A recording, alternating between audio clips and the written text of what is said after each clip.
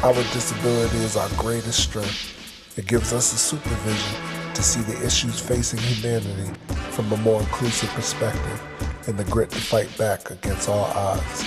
Welcome to Super Adaptables, the More Than Walking Video podcast discussion. Welcome everyone to Super Adaptables, the podcast where people of all abilities gather to discuss pressing issues that affect the disability community and their implications for the world at large.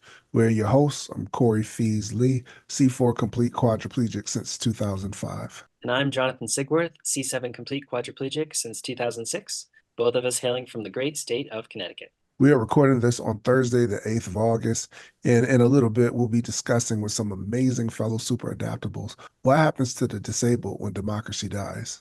Nothing good, I suppose. Yeah, afraid not. But as always, we want to emphasize that our goal for these conversations is to make us think critically and for us all to leave with a newfound sense of belonging in a world where we have more things in common than we do different. Now, on Monday, July 1st of this year, the United States Supreme Court weighed in on the polarizing issue of presidential immunity. In a 6-3 vote, the justices ruled that a sitting president can't be criminally prosecuted for official acts done while in office. The court is divided on this historic topic. One justice who ruled in favor of the measure is quoted as saying to those who dissented, "They strike a tone of chilling doom," while another who dissented said, "With fear for our democracy, I dissent." And many have expressed concern that given this type of power, the executive branch could become an authoritarian regime with no checks or balances. What worries the disability community is where that leaves us. Our ability to exercise our right to freedom of speech, peacefully protest, and rock the vote is crucial. So how can we protect it? So this is what we'll be discussing today in general, but we all know that the only real way to protect democracy before it dies is to prevent it from dying in the first place, right? So that means we have to get out and vote, we have to register, we have to get our friends to be informed, we have to inform ourselves.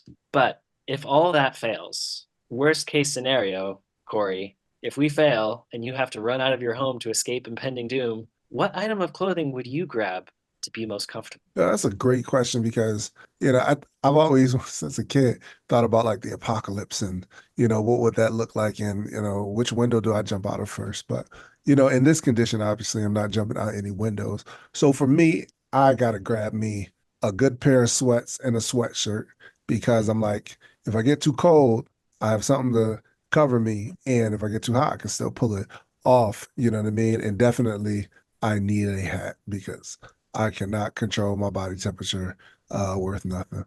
Yeah, I have to agree on the sweatshirt. I have many hoodies to choose from, but I have a favorite red hoodie that's just the comfiest thing in the world, and I love wearing what are these called? Sport t-shirts that are very breathable. I could wear this thing nonstop for months if I absolutely had to. But hopefully we're not going to wind up in that situation. Oh, definitely hoping for the best. But in this scenario, we definitely are going to get a lot of people's thoughts about preparing for the worst, right? So, and with that, we want to welcome the other super adaptables with us today. As we call on your name, we say hello, state your name, where you're calling in from, your disability, and briefly, what item of clothing would you grab to be comfortable for the unforeseeable future? And Brandon, I'd like for you to kick this off. My name is Brandon Patterson, 39 years old. I live in Colorado Springs, Colorado. I'm a C6 strategic since 2017. And yeah, pretty much I'm right there. I probably got like, I don't know, 8 hoodies that are literally hanging on the back of my door that I can go through. And I've got 2 that are just super, super comfy. I'm big into my Viking culture, so I've got one that's got like Thor's hammer all over it and Celtic designs and that's like my go-to hoodie right there. I kind of live in sweatpants that are pajama pants because I figure if I'm going to be in a wheelchair and people are already going to stare at me, I've got like the craziest, most off the wall pajama pants, like I've got Cookie Monster and Oscar the Grouch, and I figure if people are going to stare at me, then I might as well give them a reason other than the wheelchair. I Now, love that's that. That's dope. My man say I'm tapping into like my Viking kind of heritage and whatnot. Hey, man, we gotta be prepared. Gotta be prepared. Tim. Yeah. So thanks, Corey, for doing what you do here. My name's Tim Gilmer. I'm 79, injured spinal cord injury, T11 complete in 1965, back in the caveman world. And what would I grab? Well, I don't know. I might just stay in bed, you know, if it really is the apocalypse. But I'm kind of like Jonathan. I'm a t-shirt guy. As long as I got a t-shirt and some kind of underwear on, I'm ready to go. So anyway, I'm happy to be here to meet you guys and hear what you all have to say. Awesome. Thank you for that. And man, you said 79, sir. You do not look it at all. So we're going to depend on your youthfulness uh, during the course of the apocalypse. You know what I mean? But no, thank you for that. I Thank you, appreciate Corey. you a lot. Karen, Karen, can you hear us? Oh, yeah. Can you hear me now? Yes, yes. Okay. It's Karen Chapman. I'm 57 and I'm in Indianapolis, Indiana. I am a T78 incomplete with Brown-Séquard syndrome. And since fairly recent, October of 2023. And when the first thought came for the most comfortable piece of clothing, it's what I have on right now. But that's like a summer shirt, and I thought, oh God, if it's the apocalypse, what if it is cold? And so I'm going with everybody else that says, hoodie and sweatpants, because one never knows, it might be cold. Absolutely. And, you guys should definitely check out a video on our Morning Walking platform where Jonathan is literally getting dressed for dark winter and whatnot. And he shows how to put on his hoodie and get it zipped up and stuff like that. So, it's definitely fun to check out because you can never be too prepared in a situation that you never thought that you would have to be prepared for. Sandy. My name is Sandy. I'm from South Florida, quadriplegic, car accident in 2015, C4, C5. I don't really like, since I've been paralyzed, I don't really like to wear no clothes. I usually, in the beginning, I used to just wear t-shirts and thick blankets around my waist. But now I think maybe like not a summer dress, but like almost like a summer long dress with long sleeves or a shawl. It's like a sweater with where you don't have to put your hands in. It's just like a poncho or something. You just put it over your head. Oh, you taking the naked and afraid approach. Right. You're like, man, listen, hey, clothes gonna get stuck to something. I gotta be able to start this fire, capture these fish. No, that's Yeah. cool. No, I appreciate that. Bernadette. I'm Benedette from Kenya, 56 years old, T9, T10 incomplete injury, working as an instructor. Just, you're welcome. And awesome. What would you take to wear like something comfortable if the apocalypse should happen? Just a pullover. Pullover. Okay, okay. Yes, yeah. Nothing wrong with the pullover gang. I love it. I love it. Tahira. My name's Tahira. I am C4, C5 incomplete. I was injured in a roller derby game in 2007. I'm 56 and I live in Oklahoma City. And I have to say that I'd rather be original, but I have to go with Corey's answer. Sweatpants, a sweatshirt, and a hat, because if it's under 80 degrees, I'm cold. So, and a t-shirt under the sweatshirt so I can, kind of adjust my depending on the weather. But yeah, just something super comfortable. And I also have these boots I wear at night that I think it was maybe Jonathan and someone else recommended them. And I wear them all the time. I think they're for overnight to prevent like drop foot, but they're super comfortable. So I guess if it was the world was coming to an end, I just want to go comfortably. That's probably about as much as I can ask for. If it's like survival of the fittest, I'm probably my number's coming up soon. So, Mm, but I would go for comfort for sure. Gotta rock those definitely. multi-POTUS boots. I was about to say you gotta have a pair. Yep. Get them at your local Foot Locker. No, sir, And I'm and joking. nice to see all the new faces as well. Thanks. Awesome. Harley. Hello, I'm Harley. I am in Paris, Texas, just 3 hours south of Tia, I think is how you say your name. Sorry if I said it wrong, but I'm 3.5 hours south of OKC, and I am a C7 incomplete quadriplegic from a diving accident back in 1994, my 19th birthday. And if the world is coming to an end, number one, I'm shaving my head because that way I don't have to worry about the maintenance. Number two, I'm lazy. I wear skirts all the time this way. If I like normally in the summer, it's too hot to wear clothes. I wear a skirt like a muumuu. And if it's cold, I have fleece skirts for winter. Hoodies if it's cold. My favorite hoodie says service human, do not pet. I have another really good hoodie that I love. It says a place for father, no father gets left behind. Is from when I did father's rights advocacy. And so those would be my go-tos if the world was ending. It's just be comfortable, ride it out, and depending on the climate, what way we go. I already have 2 bug out bags with all my medical supplies ready to go.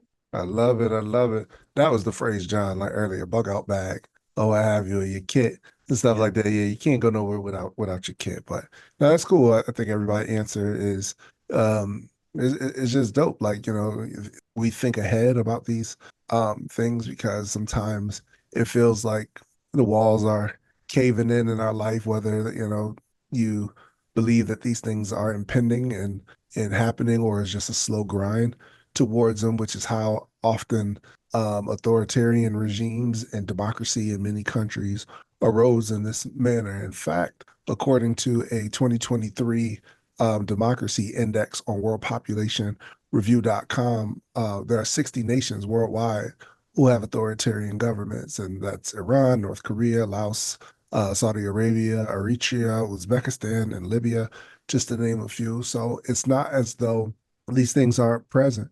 But while we enjoy the freedom to be able to vote and the freedom to be able to protest and stand our ground when needed, oftentimes people throughout the entire world don't get that opportunity. Hey, Super Adaptables. We're in another election cycle in the US, and with so many issues at stake on the ballot, a person can easily lose sight of what they're voting for. That's why there's ballotpedia.org. It's like an encyclopedia for American politics. You can look up trustworthy, unbiased information on past and present elections, from your local municipalities up to the presidency, to find out where candidates stand in terms of their policy position. So if you want to know what's going on in today's political world, check out ballotpedia.org and stay informed. Democracy is important, but ask yourself, what would it be without the people? Every 4 years, the political season opens up and millions of citizens come out to vote. Your vote matters, but in order to exercise that right, you have to do one thing first, and that's register. Vote.gov is the official website of the U.S. government, where you can find a comprehensive guide on what you need to know and do if you want to make your voice heard. So don't wait any longer. Visit vote.gov today to register. Now, Hitler is probably the most widely recognized person to persecute a large group of people. Obviously, he's not the only one. Think about Joseph Stalin. You think about some of the ones in South America and stuff. But according to the United States Holocaust Memorial Museum, many in Nazi Germany expressed both anti-Semitic views, but also felt disdain towards the disabled and many other ethnic groups. They were unfit for their master race. A program known as T4, or euthanasia, was created to rid the Reich of those deemed unworthy of life. Many knew what Hitler was doing, but remained silent. Do you feel responsible if a leader you voted for creates policies that do more harm than good? And how do you vet a candidate to prevent someone like this from coming into power? And Tara, take that question first. Had to pick me first, huh? Okay, so yeah, I mean, I took a look at this earlier, and I don't know if I feel responsible. That's kind of tricky because sometimes I feel like the person to vote for is the one who seems like they'll do the least amount of harm, like they'll do less harm than the other one. So I don't always know if there's a way to do better than that, sort of picking the lesser of 2 or 3 evils. As far as vetting a candidate, I can help a little bit while you think about it. Oh, you go ahead, Sandy. I don't believe that one person should run the country. I think it's a group of people. Sometimes I do feel responsible a little bit. I remember back in the day when I first joined the military, while I just finished boot camp and I was going to my A school, they were like, "Are you gonna vote? There's a black president." And I wasn't able to do my research for Obama, but because he was black and everybody was really hype about it, I ended up voting for him. However, once I started doing more research about politics and stuff like that, I feel uh I feel responsible a little bit for some of the things that I wasn't unaware of because I think it's the individual's duty to research and be updated on what's going on in their community because whether we like it or not, all these policies, all these events directly affects us some kind of way eventually. Um, we may not, like she said, there's a lesser evil. Most of them are corrupt as it is. Most politicians, they're power hungry, and all they want to do is have control and funnel some money into their bank account or something. So it's really easy for you to not even want to vote in general.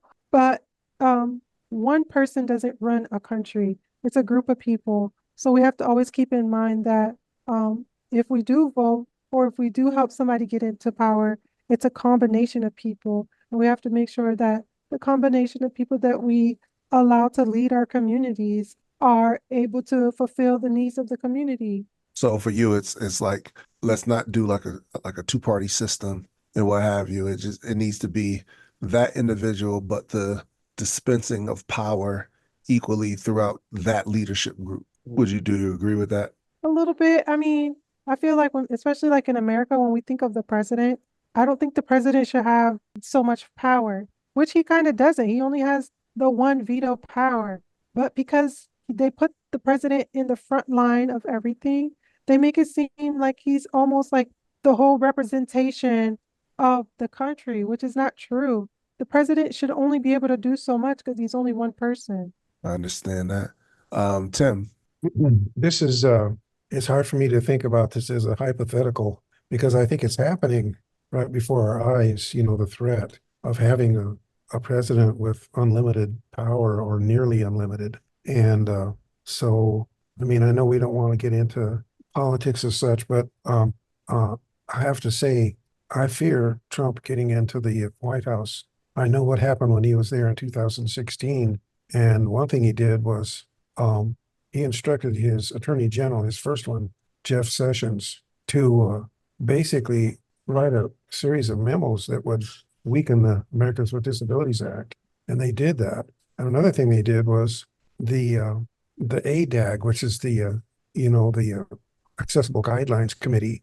They had come up with rules and guidelines for guaranteeing us, medical equity, medical equality, more or less.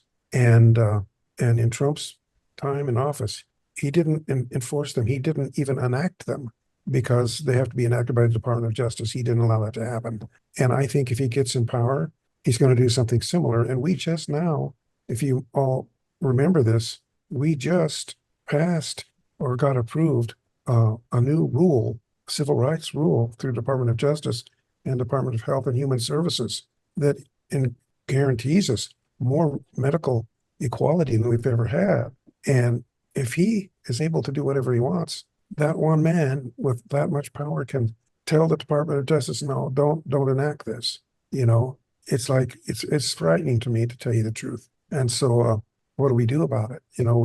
I wish we could have a bigger bullhorn and people could see what we need, because what we need is kind of like the extreme version of what everyone needs. We need security and we need good health care, jobs if we can work them. And, there's so much that we need. And so I'm not sure, I may have gone off the track, Corey, but no, that was a really good response. And you lived through much more administrations than all of us here almost. And I think you lend a different perspective for that, and because it seems like this behavior is very pervasive, and the threat does feel real from, I think, many people who may not feel open to express that sentiment. So, I definitely understand where you're coming from. I just want to get Harley in there.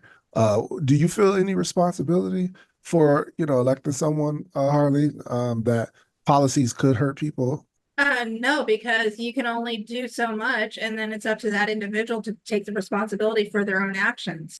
We can only vote upon someone for what we know of that someone and of their policies. What they do on their own accord is their fault, and they need to be accountable for it. It's not our fault that they misled us in any way.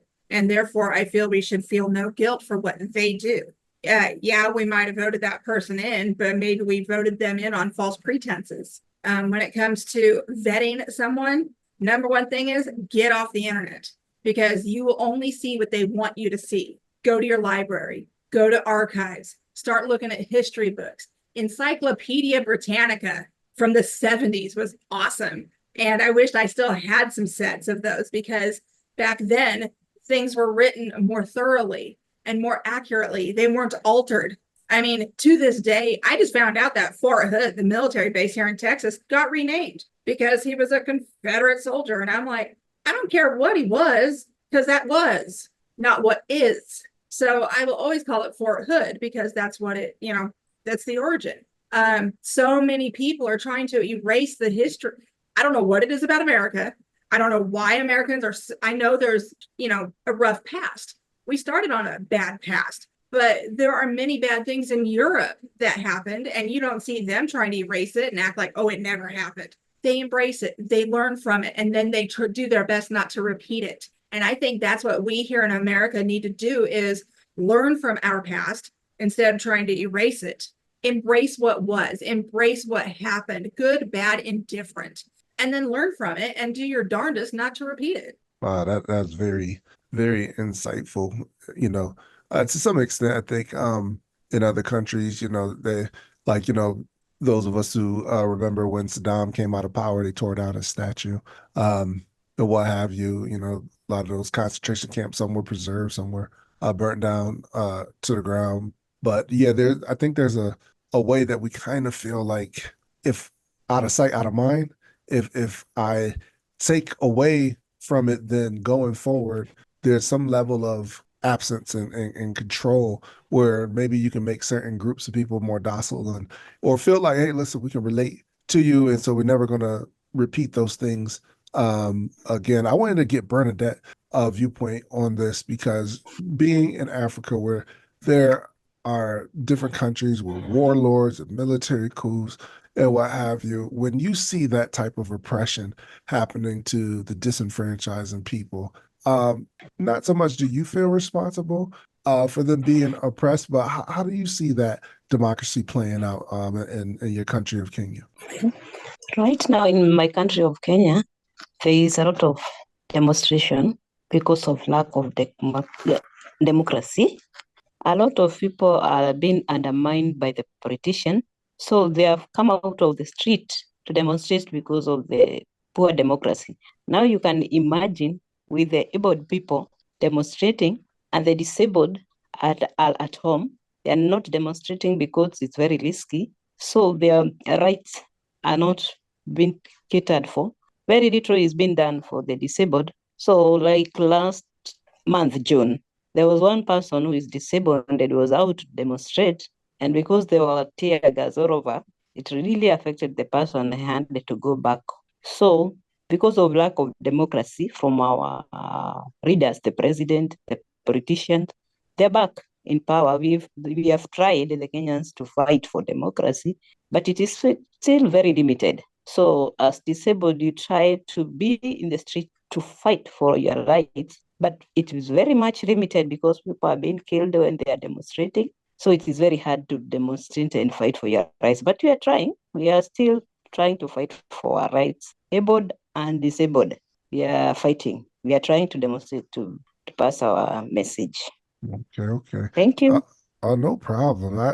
I love it. I really do. John, both, do you feel responsible for leader? You voted for creates policies that do more harm than good, and how do you personally vet someone that you're prepared to vote for? And I don't know if you can speak briefly about even maybe some of the things you saw abroad when you were in India. What Yeah, I saw well, abroad. yeah, so I think I would feel responsible, and I think I should feel responsible because, what Sandy was saying, a country should be led by a large group of people, right? Well, that large group of people is us. Like, we are the voters. We are what make up a democracy. And, there's a couple of other factors that go into voting for someone, right? And then also knowing if that person creates policies that do harm. Maybe they don't do harm to our group. Like, if I wasn't a disabled person, if I wasn't in a wheelchair, would I know, or would I be impacted by a president who wanted to kill the Affordable Care Act, right? Who wanted to get rid of insurance for people with disabilities? I don't know. Like, most people don't pay attention to disability issues per se. So I think part of the solution of understanding our responsibility is we have to be aware of other groups and the impact that the people we vote for have on other groups besides our own. And that means kind of always keeping our ears and eyes open, for the interest of others, not just for the interest of ourselves, and the perspectives and how other people are impacted, not just how we're impacted. And then in terms of how do you actually vet a candidate to prevent that from happening, I think it's part of the same. You have to understand deeply, like, why are you supporting this person? What is it about it? Is it just a vibe, or do they share the same values that you have? Right? Maybe we don't know exactly the exact laws that someone's going to put down, or maybe we end up having some policy disagreement on what they do in foreign policy or something like that. But and maybe we can't be responsible for everything, as Farley said, but we can understand and possibly predict their values based on what they say, the reasons they give, and how they've acted before. What's their record? What's their legislative record? Who did they spend time with? Who do they value with their time? And they have a powerful platform. Anyone who runs for public office, a lot of them are corrupt, but there are some good ones in there, um, who come from normal upbringings, who go from being school teachers or what have you to politicians. So I think that's how we vet a candidate. We just have to understand who they're spending time with, and that can be really hard when you're super busy, you don't have free time. We have to continually pay attention, especially when the stakes are super high, before and after an election, to figure out, will they do harm, and are they doing, and then keeping them accountable. And I can't speak too much to Indian politics, other than it is the largest, where I was injured in India. It's the largest democracy. It's a very diverse country, religiously diverse, and unfortunately, the politics are not as tolerant as one would hope of such a diverse country. And I think it's a warning. I don't think any country that takes on a religious nationalist tinge, no matter what, even if they're your own or my own, religious group, it never ends well. And that's because the minorities are often impacted in a very negative way. On that note, uh, would love to hear, Karen, your thoughts on this question. Oh, you're muted. I think to feel personally responsible, there's not going to be any one single candidate that I'm going to agree with 100% on everything. There's always going to be a candidate, that say they get elected, say I voted for them, that there probably are some policies that I don't like or things that I don't agree with. And I think going back to what was said before is it is not just the one person that's in power. We have three branches of government. And like you said, Jonathan, our government, it's a democracy. So I think the only way I would feel personally responsible is, I will give an example. My mother voted for Donald Trump. And when I came back from the Women's March in DC, my mom stood in my entryway. My mom doesn't cry, but she cried. And she said, I am so ashamed of myself for voting for him. I think, she, for whatever reason, she believed, hey, I'm a Republican. I've always been a Republican. I'm going to vote for him. I'm sure there could be an instance where, a Democrat, I'm a Democrat. I'll vote Democrat. unless, Bernie were to run on his own. And, we don't know what the future holds. Somebody, if I vote Democrat, they could turn too. And at that point, yeah, I would probably feel a little bit of personal responsibility. And how to vet a candidate, I think you have to look at several different sources for your news. There's three sides to every story. Look at past legislation, definitely. Listen to them and how do they treat other people? Are they someone that you could spend, 3 hours in a room with without getting, and still liking them as a person? I think that says a lot about a person. And if you couldn't spend 3 hours in a room with them, then I don't think you should vote for them. That's me personally. No, I love that, and especially about the three sources. And it's difficult to stay offline, Harley. Absolutely, if you have to go online, you can't just go online to one place. And about hanging out with them. I think also to add to that, like hang out with them and someone you disagree with and still have a good time, right? Like, yeah. How do they interact with people who are not on their team, right? Yeah. No, let's see who else. Brandon, what are your thoughts? Brandon, are you there? Hello. Oh, Brandon. Yes, Brandon? I was wondering if Oh, wait, no. I thought there was democracy in your country more than in our African country. And from what I hear, I see we are sitting on the same boat. Most of what we are talking is what is happening in our country. So I think we need. Go ahead, Bernadette.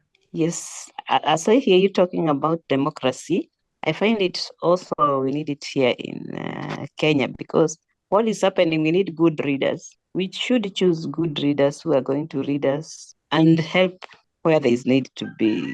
If we don't fight for our rights, there's nobody who is going to fight for us. So we have to wake up and fight for all four people we think are the right people to fight for our democracy.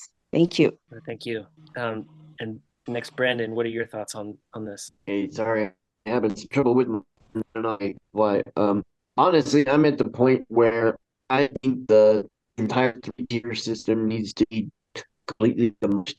I think that every state needs to having their own way of doing everything. I just with the way. But Brandon, we're having trouble hearing you. Let's come back. Maybe come back to him. Yeah, Brandon, let's come back to you if your Wi-Fi connection improves. But I think, yeah, go ahead. Because I think they answered it in the beginning. Oh, okay. But no, I wanted to actually, go back to something Chihira said and wonder if this kind of summarizes what she was saying about, picking the lesser of the two evils. But even when we're forced to make a choice, we know that somebody in the long run may get affected by bad policy choices. Would you say that that's kind of true of what your statement was? Yeah, I think, well, when there's, especially with a race like the presidential, where there's two people who can possibly win, and having misgivings about both of them in different areas, maybe. So you kind of pick the one who you're in agreement with more so, but the other one, they may very well also do something that seems like a bad idea and a poor choice. So I'm not sure exactly how to feel responsible about that. I guess I really don't, especially if I'm really voting against one person in particular who I think is whose policies are really going to be dangerous for many of us. It's kind of hard to be critical of that one other choice. Yeah, I agree with that. I think. Sorry, go ahead, John. I just want to clarify. I think when we've been talking about feeling responsible, I don't think we're thinking about feeling guilty or shame. I think it's more like realizing that we still have a responsibility beyond. Right. Like, Can I say something too? Sorry. Yeah. Like, I feel like we should all be able to take accountability. Now, we know Hitler is not the only one that killed the Jews. We cannot just blame it on one man. It was all group of them that allowed him to be in power and follow through with what he told them to do, like little robots. So we cannot just stand by and be like, oh, I don't feel responsible, even though I put this person in power. No, we're all responsible what happens to us as a community. The government stands for the people. That means all of us have a sense of responsibility that we should take when we live together in this community we call, United States. I mean, you may not be responsible for everything, but we should be aware that some of the decisions we do affect that. If you don't vote, it affects that. If you do vote, it affects that. And it might be minute to you, but it trickles down. Now, all these people that were in the Nazi situation, uh, uh, we have to hold them accountable too for following through with all those murders. Like, that's crazy. I can't understand how a group of people could just stand by and allow people to slaughter a whole nother race just because. I don't know. Yeah. And then for them people not to feel responsible. Oh, I couldn't. I don't think it's okay. I didn't vote for that person. Or there's only so much that I can do. No, there's a lot that all of us can do. Just like one person can dictate a group of people, one other person can go against that person and dictate That another group of people. you're absolutely correct, and which is why like that responsibility carries with it. We have to, if we have ongoing concerns, if we hear that our neighbors are having a tough time, we need to advocate for them. We need to keep our voices out there and heard, beyond just at the ballot box. Even if it's someone we voted for and they're doing something we disagree with, we need to make sure that they hear our voices. That's how democracy is supposed to work, no matter what country, and no matter whether or not we have a functioning democracy. That's how we build it. That's how we maintain it. I appreciate you so much, Jonathan, because throughout More Than Walking, I always get these emails every so often to those polls where they want to send stuff to our congressmen. I'm getting so active in my local community, sending letters to Tallahassee, telling them stuff about there's no parking in the medical facility that I have to go to. How am I going to maneuver around this building if there's no accessibility? I went to this restaurant one time and I couldn't get into there because it wasn't accessible. How about I wrote something to the local community, the mayor, boom, boom, boom. Change is on the way. One little thing that you did, I think you had sent me the news, what it was, the chair, fixing the chair. And I The remember wheelchair getting a repair whole thing. bunch of emails, send something to your state legislator or this person in your local community. Oh my gosh, it made such a big change. So many places in Broward County where I stay in South Florida has been getting their stuff updated for accessibility. All because of Jonathan, I feel like. Since I've met Well, you, like I never really paid attention to those types of things. Now the mayor is on my speed dial. I will email him in a second. that is awesome. It's so important to realize, yeah, there are these laws, right? But we make the laws. we Right? can we can change the laws, and that's a really empowering feeling if we can all understand that we have the power to just message the mayor, message our representatives, and get that moved. Corey, back to you. Yeah, I think everybody made some really important points, to the republic for which it stands, right? So it's us with the power to empower those individuals, but sometimes we don't realize or we forget that we do. I personally think it's sometimes a bit of buyer's remorse that we experience when we're like, I voted on this candidate because of the principles I felt that they stood on. And then when they came into power, they may have changed and went away from those like core tenets. And then, and I think to Harley's point, it's like, you can't control what politicians don't disclose. So I think that's the part where we're like, I don't feel the weight or the burden of how that person affected. I feel remorseful for the individuals who those things affected, but not simply because of my choice. If those things weren't revealed, especially if you did your due diligence by trying to vet the candidate, whether you went to your local library and you tuned in to like the historical significance of each, election that has led up to that point. And just even quickly to Bernadette's point, um, we are democracy is so fragile. And so we are constantly wrestling with it because truth be told, there are plenty of people who, once they get that seat, the bully pulpit, as it's called, they want absolution, and that's why term limits came into place after FDR. You can't just keep ruling. This is not a monarchy. Monarchy. This is why the revolution started because they were tired of the taxation and the oppression that so many were facing, albeit that that didn't include those of us ancestry who involved slaves. So, but John, I'll let you take a question too. Yeah, and I'll condense it a little bit for time, but for context, in the run-up to the recent Supreme Court ruling on presidential immunity, a lower court asked if a sitting president could order SEAL Team 6 to kill their political rival, to which the lawyer replied, that depends on the hypothetical. How do you feel about the Supreme Court's ruling on presidential immunity, and do you feel that this decision could threaten democracy in the future? And what other areas do you see democracy eroding? And if we can just combine that into one question, how do you feel about the ruling on presidential immunity, and what are the other ways that you see democracy eroding? Corey, I'll give that to you first. Appreciate it. Yeah, man. Like, I was thinking about to what extent is a person who comes into power willing to corrupt themselves and the people around them to reach that pinnacle. That is, something in reading and listening to audio and recordings and video after video in preparation for this podcast about what authoritarians did in order to come into power. I mean, Stalin pretty much continued to lie in order to get himself in a position, just flat out lie in order to kind of break down the communication between like the past cabinet and the regime that he started, back to Nazi Germany, all the propaganda, to the point where they were like, the key is to really get it in kids' ears. And they even had plans like Operation Valkyrie, where that would preserve the Reich's rule in order to maintain power, even in the demise of Hitler. So, I'm very concerned about how far that is willing to go with somebody who may blatantly show that this is the type of rule that they want to have. So I'm very concerned about it. Tim, how about yourself? Yeah, me too.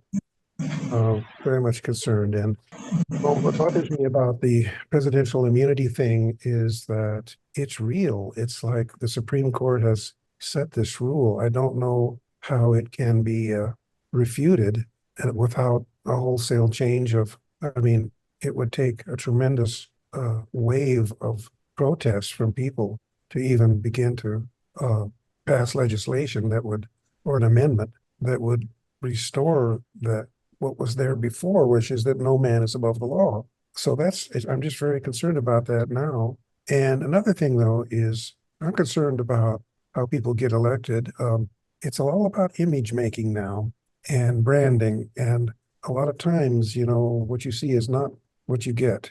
And so we have to be very careful, especially now when AI is coming down the pike, to be very careful of what we believe from what we see. And I think that having a press, a very active press, sometimes we get angry at the press because they're so nosy, but like someone else said, if you get your news from different sources, you're going to get a good balanced view of what's going on. And so I just think we need to protect the power of the press. That's really the power of free speech. Anyway, I'll get off my pedestal. Thanks. No, thank you for that, Tim. Sandy, how about you? I think we're going down a slippery slope. If you are going to be in power, you have to, I think they take an oath to uphold the Constitution and the values of the country. They take an oath to be honorable and take their role as president seriously. Why would they need immunity if they're going to be doing right? I don't understand what this immunity thing, I understand why they put it there, because there's criminals that are applying to be president. But I think that's crazy that they would want to give the president immunity when he should be when he takes an oath to honor the Constitution and honor the rules and the laws of this country. So when they give them immunity, most of them are already corrupt. This allows people to want to race for the presidency so that they can do certain things because they know they have that leeway. Having that cushion is very slippery. I don't think it's right. Well, it's interesting that, no matter which party you're part of, whoever becomes president, if you have that level of immunity, one of the arguments that the Supreme Court, I guess, agreed with was that if you don't have this level of immunity, then you're not able to act with the confidence that a president needs. And just seeing that the president of the United States, especially, is arguably the most powerful position in the world as it is already. I'm not sure how much how much water that argument can carry. I don't think it's something either party should want. To hear it. Yeah, Sandy, I think that's well put.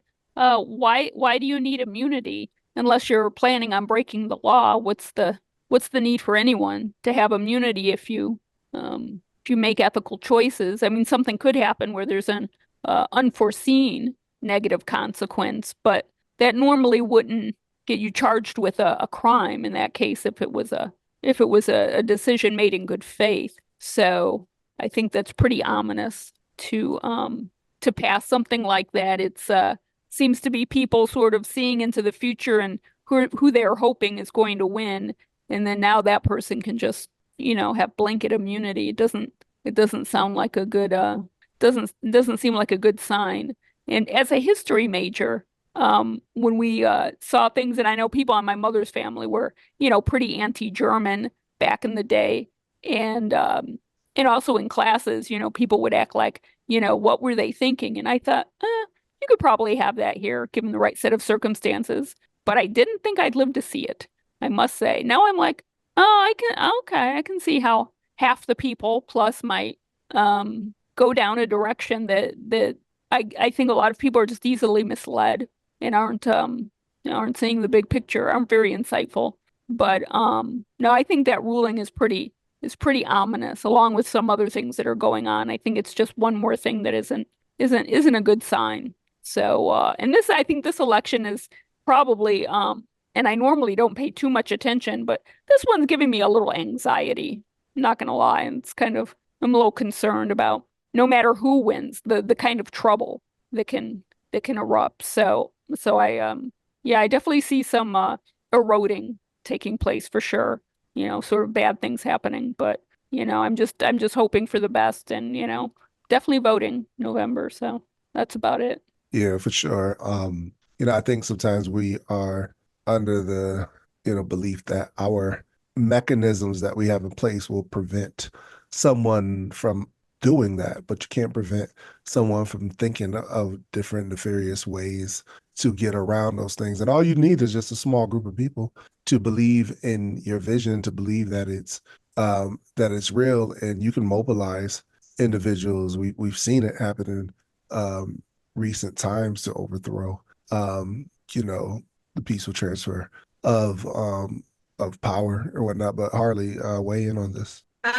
I actually, surprisingly, I've heard bits of this, but I haven't heard the whole thing. So this really makes me a little uncomfortable knowing that the judicial, the courts ruled in this direction.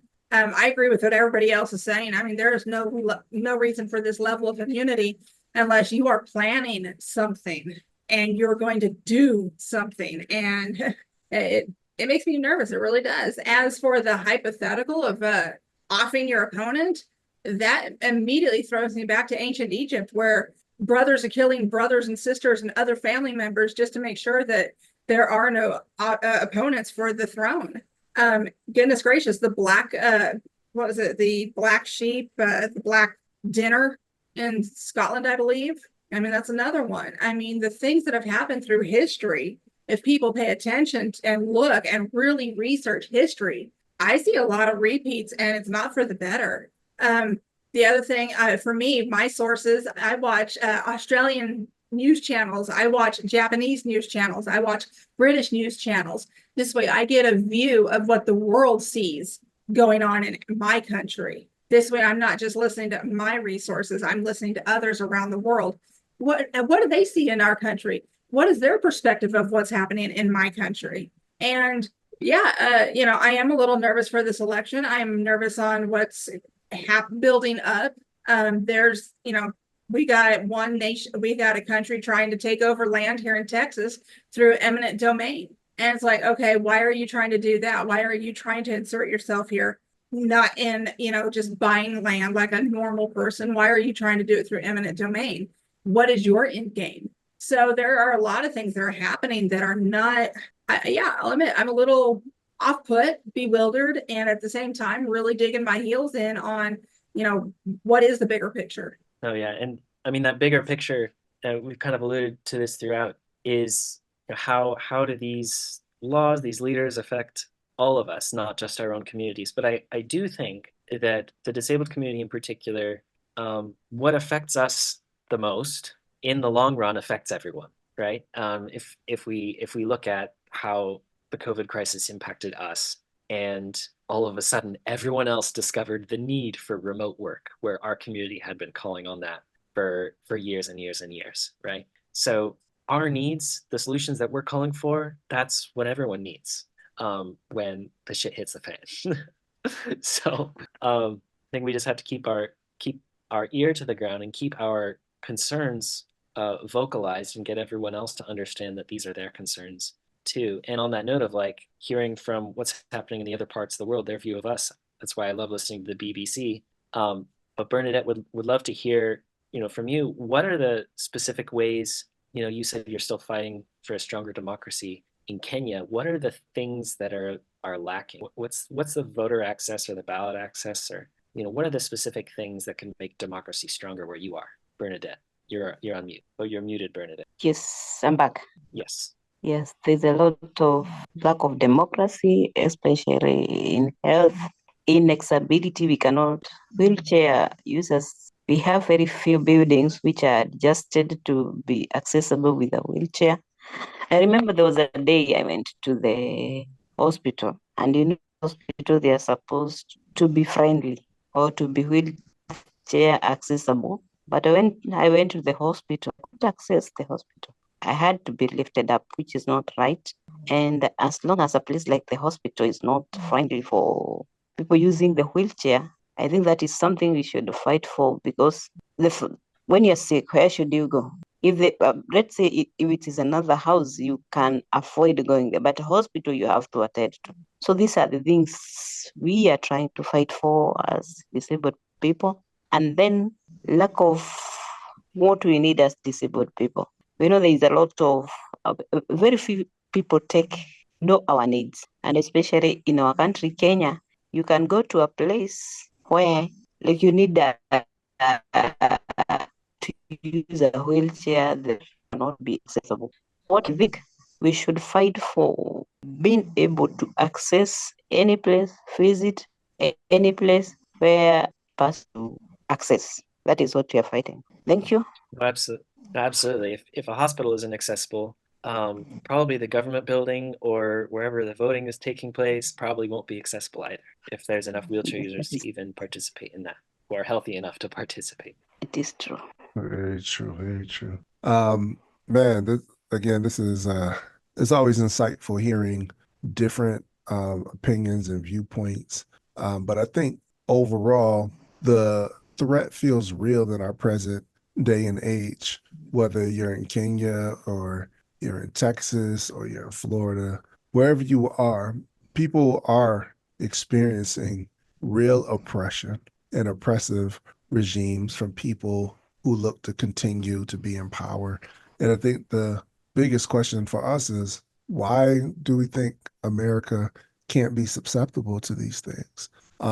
Authoritarianism has always been a very slow grind. It's not always just boom, somebody just comes to the power and you don't realize it.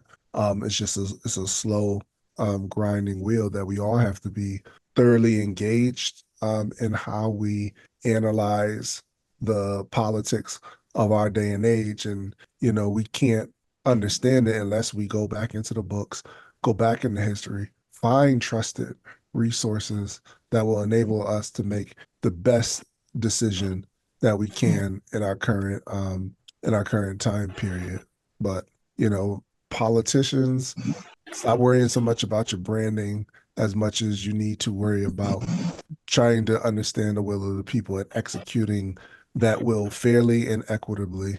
And overall, journalists, platforms like Morning Walking, we'll keep them honest because we're stating our viewpoints in a clear and concise manner that wants everybody to be included in those decisions and not leaving people out. But with that being said, anybody have anything else they want to add before we close?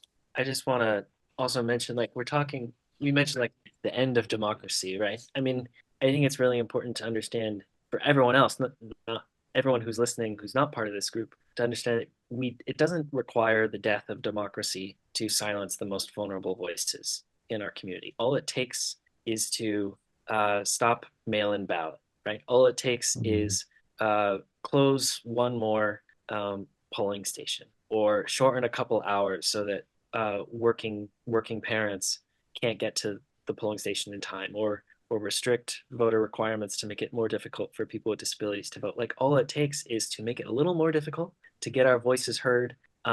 Like Bernadette said, like, if there's no ramp, wheelchairs aren't going in. And without access, in the multitude of ways that we need to have access to communicate and to vote and to email our representatives, without that access, how can we participate? And if we can't participate, who's going to be listening and paying attention to the disabled community if the world doesn't see themselves as part of it yet? So that is a fact. Listen, thank you for participating in our More Than Walking video podcast discussion. Stay tuned and join us next month, and sign up for the More Than Walking newsletter at morethanwalking.com to learn more about the topic we will cover next.